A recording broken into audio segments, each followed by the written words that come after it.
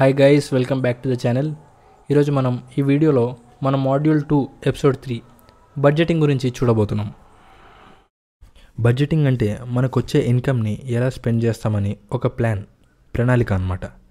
మన ఇన్కమ్ని మేనేజ్ చేయడానికి ఈ బడ్జెటింగ్ అనేది యూజ్ అవుతుంది. మన ఫైనాన్షియల్స్ గోల్స్ అచీవ్ చేయడానికి ఇది చాలా హెల్ప్ అవుతుంది. మన ఇన్కమ్ ట్రాక్ చేసి ఎక్స్పెండిచర్ అనేది ప్రాపర్ ప్లానింగ్తో చేయడానికి ఈ బడ్జెటింగ్ అనేది చాలా ఇంపార్టెంట్. ఇలా ఎక్స్పెండిచర్ ప్లానింగ్తో చేయడం వల్ల ఫ్యూచర్ ఫైనాన్షియల్ గోల్స్ కోసం సేవ్ చేసుకోవడానికి, అప్పులు చేయకుండా ఉండడానికి చాలా ఉపయోగపడుతుంది. బడ్జెటింగ్ వల్ల యూజెస్ చాలా ఉన్నాయి, అందులో కొన్ని చూద్దాం. First and foremost, gain control on your financial status. అంటే మీ ఇన్కమ్ అండ్ ఎక్స్పెండిచర్ పైన మీకు మంచి అవగాహన రావడం. Second one, reach your financial goals. Mobile కొనడం లాంటి షార్ట్ టర్మ్ గోల్స్ అయినా లేదా ఇల్లు కట్టడం లాంటి లాంగ్ టర్మ్ గోల్స్ అయినా ఈ బడ్జెటింగ్ వల్ల ప్రాపర్గా ప్లాన్ చేయొచ్చు. సో ఇది second point. Third point, mental peace and stress relief. ఎంత తక్కువ అప్పు ఉంటే అంత మనశ్శాంతి ఉంటుంది మనకి. అలా అప్పు లేకుండా మనీ జాగ్రత్తగా ఈ బడ్జెటింగ్ వల్ల యూజ్ చేయొచ్చు. మనకు వచ్చే ఇన్కమ్ నుండి మన ఎక్స్పెండిచర్ అనేవి సరిపెట్టచ్చు. Fourth point, building wealth. Income నుంచి long term and short term savings and investments ద్వారా మన ఆస్తుల్ని పెంచవచ్చు. ఇది బిల్డింగ్ వెల్త్.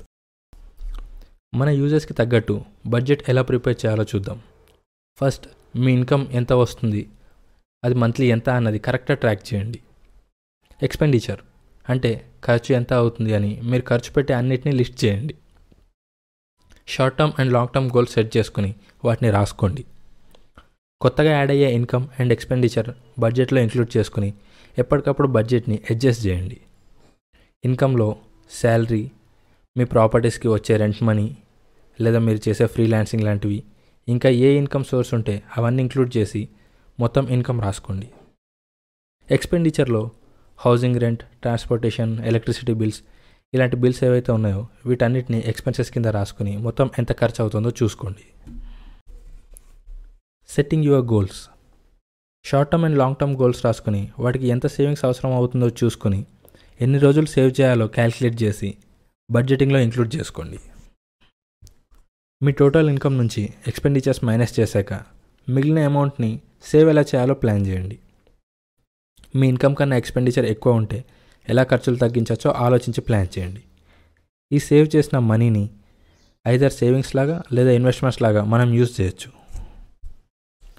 మీ ఫినాన్షియల్ స్టేటస్ బట్టి బడ్జెట్ని మానిటర్ చేసుకోండి. బడ్జెట్ అనేది డైనమిక్, అంటే నిరంతరం మారుతూ ఉంటుందన్నమాట. మన అవసరాలతో పాటు మనం ఈ బడ్జెట్ని కూడా ఎప్పటికప్పుడు మారుస్తూ ఉండాలి. ఈ వీడియోలో బడ్జెట్ గురించి మనీని స్మార్ట్గా ఎలా బడ్జెటింగ్ చేయాలో తెలుసుకున్నాం. నెక్స్ట్ వీడియోలో వన్ మోర్ ఇంపార్టెంట్ ఫైనాన్షియల్ టాపిక్తో మేము ముందుకు వస్తాను. So let's end this video here. Thank you. Please to subscribe the channel. Meet you in the next video.